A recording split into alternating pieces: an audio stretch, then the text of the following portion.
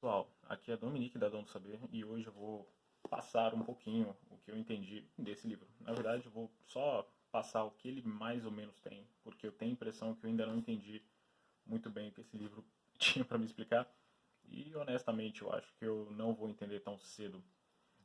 Começa que ele começa citando Demócrito. Para quem não conhece muito bem, Demócrito era um filósofo da Grécia Antiga. Ele é bem ele é contemporâneo aí de Platão, Sócrates, etc. E ele era famoso até no período dele. Só que, não sei se você já escutou de falar de Platão, você deveria ter escutado falar de Demócrito também, porque eles eram contemporâneos e Demócrito ele era mais popular que Platão em vida. Acontece que Demócrito ele sempre defendeu algumas coisinhas não muito normais, por exemplo, a existência de átomos. Não sei se você já parou para pensar nisso, mas por um grande período da história as pessoas não acreditaram em átomos e o livro deixa isso claro. Até o começo de 1900, olha só, 1900 as pessoas ainda não acreditavam em átomos. Elas realmente achavam que era só uma teoria e que eles não eram reais. Tinha pessoas no meio científico que duvidavam da existência de átomos. Muitas pessoas duvidaram de Einstein quando ele começou a apresentar as paradas dos átomos e só passaram a acreditar em átomos quando o Einstein ele provou que átomos eram reais. Não que ele provou que átomos eram reais, mas enfim, quando ele colocou alguma coisa lá que faziam as pessoas acreditar mais que átomos eram reais. Vale ressaltar também que o conhecimento de que átomos eram reais, ele não passou por Demócrito, porque o tipo de teoria que diz que o mundo é material é o tipo de teoria que vai ser ignorada quando as pessoas estão, vamos dizer assim, prestes a acreditar que o que importa não é material. Isso é muito encontrado no platonismo, que o platonismo ele defende muito o mundo das ideias, o, as criaturas perfeitas, as formas perfeitas do mundo das ideias. Isso está muito presente no cristianismo mesmo, a ideia de que esse mundo ele é passageiro, mas o mundo que você deva buscar é o mundo, o paraíso, o céu, os tesouros no céu e coisas assim, e por meio das boas ações aqui na Terra.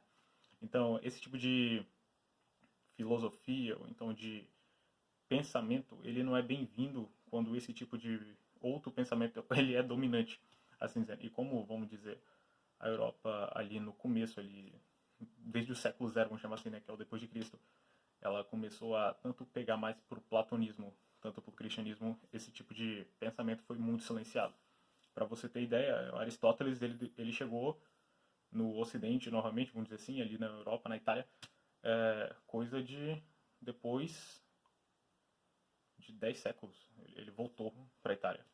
Ele deu um rolê enorme. Ele foi para lá na Arábia, foi traduzido para o árabe, aí depois ele foi retraduzido para outra parada, e depois que ele voltou a ser traduzido para alguma língua que os europeus estavam falando.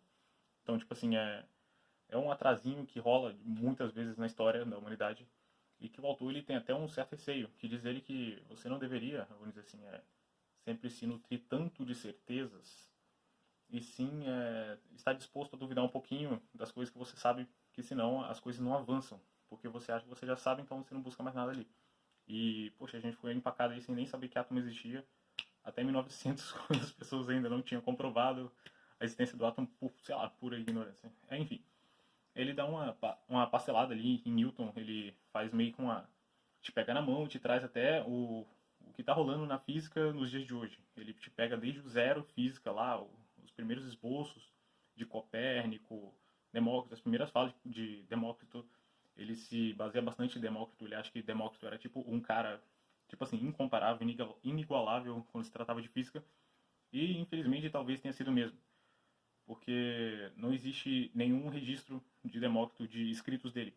Tudo que existe dele, assim, que sobreviveu é de pessoas que citam ele. Muitas das citações vêm de Aristóteles, mas também Aristóteles não tem muita coisa que sobrou de Aristóteles. Pra você ter ideia, uma das coisas mais tristes da história do conhecimento é Aristóteles não ter sido completamente, vou dizer assim, ter suas coisas escritas, porque Aristóteles ele foi um cara que ele montou uma escola de mais ou menos gênios, assim, eles discutiam sobre basicamente tudo no universo. Você vai encontrar livros de Aristóteles que debatem, por exemplo, metafísica ou então só física, e você vai ver que como que o cara ele era um monstro, vou dizer assim, no conhecimento, isso há muito tempo atrás. E aí você vai falar, poxa, isso aqui é uma parcela muito mínima do que tudo que esse cara mexeu. Então é uma parada que deixa você até meio, assim, desacreditado. Depois ele chega em Einstein e começa a expor as teorias de Einstein. E por incrível que pareça, eu fiquei meio, assim, de cara, porque eu não entendia as teorias de Einstein muito legal.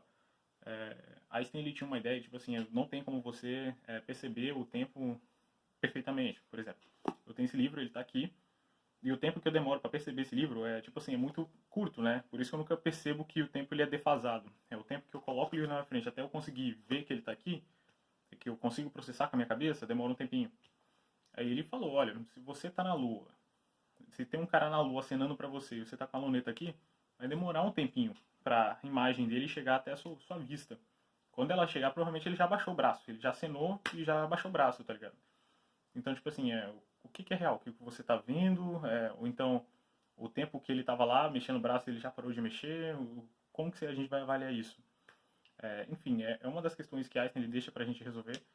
E as coisas só vão ficando um pouquinho complicadas. Porque o Einstein, ele começa a mexer com a ideia de campos. Não o Einstein, né? Porque Maxwell, ele conseguiu dar uma mexida com isso também. Maxwell, que é um cara que ele mexeu com elétrica e ele descobriu algumas loucuras sobre átomos, elétrons e como que se mexe com isso. Então ele já deu uma mexida com o que é o campo magnético e o elétron, né?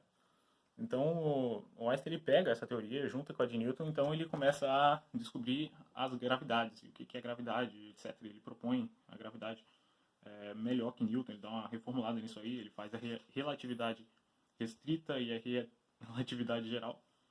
E as coisas começam a ficar muito loucas, né? Porque basicamente, à medida que o conhecimento vai avançando no século XX, as partículas elas desaparecem, não que elas desaparecem, mas que chega-se à constatação de que as partículas elas não existem, vamos dizer assim, no espaço. Não é que elas não existem, é que você não consegue interagir com elas no espaço. Não é interagir também, é que você não consegue testar elas, por exemplo. Toda vez que você vai tentar testar o lugar que um elétron está, um fóton está, esse tipo de coisa, você altera a realidade, por exemplo. É como se você quisesse medir onde que está uma folha de papel em uma cidade. Só que para você medir, você tivesse que jogar, de alguma maneira, um tornado lá. Então, você pode até achar folha, mas a folha já mexeu, porque você jogou um tornado na cidade, tudo saiu do lugar. É mais ou menos isso que rola. E começou então as pessoas falarem e terem ideia de que assim, não tinha como você ter uma completa certeza. Então, a partir daí, a física ela parou de ser, vamos dizer assim, 100% você ver e verificar de uma maneira mais, vamos dizer assim, visual, mais empírica, e ela começou a ser mais por demonstração. Você faz o cálculo, faz lá a constante, desenvolve a constante e vê se aquela constante ela corresponde a um resultado real de como a física deveria ser. Você não vai ir lá olhar se o negócio está lá. Você vai ver se roda certinho de acordo com o seu cálculo, a sua constante, etc. Enfim, tudo começou a virar campo a partir daí. Eles começaram a descobrir que as partículas, por exemplo, se eu não me engano, a dos fótons, elas sequer, vamos dizer assim, você consegue mexer nelas, elas só existem quando elas batem em alguma coisa. Então é mais ou menos a ideia de você estar vendo esse vídeo agora, porque tem muitos fótons batendo, colidindo com um monte de coisa, e você está sendo capaz de ver isso, e eu estou sendo capaz de filmar isso, porque está rolando um acidente cósmico aqui de coisas se batendo. E à medida que a física vai progredindo, ela vai descobrindo mais e mais que as coisas só se batem. E isso é meio assustador, porque eu tenho uma plena noção que esse livro ele é físico, ele é duro, ele é, sabe, sólido, que existe uma matéria física, e depois eu começo a entender que não tem nada físico, é só um monte de onda se batendo e dando uma falsa sensação de firmeza, e onda em cima de onda. Onda não, é campo, né? Campo, linha de campo, e é campo pra cá, campo pra lá, enfim, uma insanidade. E nisso começa a vir umas conclusões muito loucas, que, por exemplo, chega um limite na física que você consegue ir dividindo coisas num tamanho quase indivisível mais, e a menor coisa divisível, vamos dizer assim, é o campo gravitacional. Eles começam então a dar uma estudada no que seria então o campo gravitacional, e a descoberta, assim, na verdade a teoria atualmente que está rolando sobre o campo gravitacional, que tipo assim corresponde aos experimentos reais, essa teoria, né, é que na verdade o campo ele é como se fosse o vazio, é a coisa mais louca, né? Mas isso também Demócrito já falava, que existia o ser e o não ser, e então eles pensam, pô, então Demócrito já estava safo, então que tinha o vazio. Que o campo gravitacional ele é onde, mais ou menos, por ele conseguir ter umas coisas flutuando e alguns campos próprios fazendo alguma força e fazendo linhas retas ali no meio, que é bem louco, esse campo ele começa então a criar meio que o apoio onde todas as coisas vão ficar firmadas. Então, tipo assim, é muito over, muito over, muito over. Eu li esse livro e fiquei meio. Não sei o que está acontecendo. Enfim, Enfim, tem algumas coisas bem legais. Por exemplo, o tempo não existe, é uma das afirmações do livro, que o tempo ele não existe mais. O que existe seria só apenas os eventos que estão rolando aí, fisicamente, quimicamente, só os eventos que existem. Aí o autor ele tenta explicar que a gente poderia então tentar tratar do tempo, então de uma nova maneira, tentar interagir com ele fisicamente como de jeito mais termodinâmico no tempo, que por exemplo, sempre que você perde energia, quer dizer que o tempo está passando, aspira bem assim, mas isso ele, tipo assim, um tratado dele com o leitor, não é nem nenhuma convenção física nem nada não, isso aqui é o autor tentando expor uma ideia que ele teve. O universo ele é finito, tem gente que debate que ele é infinito, mas nesse livro fica claro e cristalino que é o caso dele ser finito e superfinito.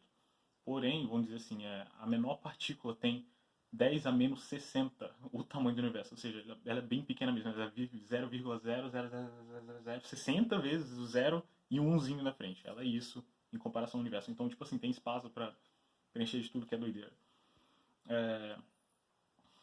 Outro negócio legal é que a proposta de Einstein para a forma do universo é uma triesfera. Eu procurei na internet que é triesfera, eu não achei. Mas eu procurei como que era a forma do universo para Einstein, aí eu achei alguma coisa. E lá, assim, era como se fosse uma mexerica. Tipo, que loucura. É que a forma, manja, quando você enfia o dedo na mexerica em cima e enfia embaixo, então é tipo aquilo ali, depois você enfia o dedo é uma mexerica. Antes de você enfiar o dedo não é uma mexerica. Então ele é uma mexerica em que você já enfiou o dedo e já tem dois buracos, assim. Esse é o universo para Einstein, eu acho. É a triesfera, no caso. E outra parada que eu não sabia era que o tempo ele já diferencia de acordo com a gravidade. Eu não fazia ideia disso. É que o tempo ele tem uma diferença muito forte conforme a gravidade. No caso, se você colocar um relógio para medir tempo em cima de um prédio e o outro lá embaixo no subsolo, vai dar diferença no relógio em pouco tempo. Se o seu relógio for preciso o suficiente para isso, dois relógios iguais, coloca e deixa o pau quebrar lá por algum tempo, você vai ver que eles estão atrasados um em relação ao outro. É porque o tempo passa mais devagar com gravidade diferente. Eu não fazia ideia de que essa merda era assim, é sério. E tem até uma teoria de que se você chega muito perto de um buraco negro, tipo assim, só você chega no horizonte de evento, que é onde você ainda não é completamente sugado, liga ali um motor de propulsão, não sei, para o buraco negro não te sugar, e contempla o buraco negro. E quando você virar para trás, pode ser que já tenham se passado milhares de anos, porque o tempo para você deu uma parada federal, enquanto para o resto do universo o pau quebrou.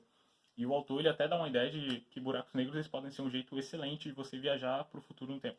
Você entra num buraco negro de alguma maneira, sobrevive, então se você conseguir sair vivo dessa, você viajou, talvez o universo nem existe mais porque acabou, tá ligado? Porra do universo.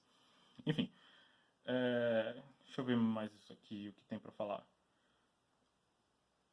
O autor ele não curte o atraso científico, fica meio forte isso na leitura dele. De hora ou outra ele vai dar uma pincelada, uma martelada aí, que ninguém deveria ter tanta autoridade para definir o que todo mundo vai ter que pensar, e dá uma martelada de que a dúvida é puta interessante. É estranho até porque ele, mesmo sendo um livro de física, sobre muitos dados físicos, o autor ele não fica, sabe, afirmando coisa com certeza. Ele fala assim, olha, até aqui tem funcionado assim.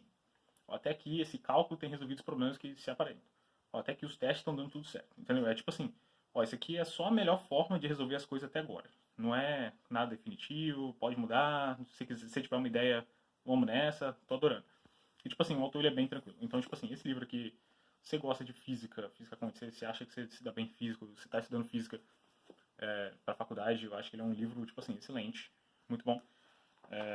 Ele tem umas 280 páginas, mas a letra é grandinha, não ocupa a página inteira, essas paradas. Tem muita imagem, é até interessante isso.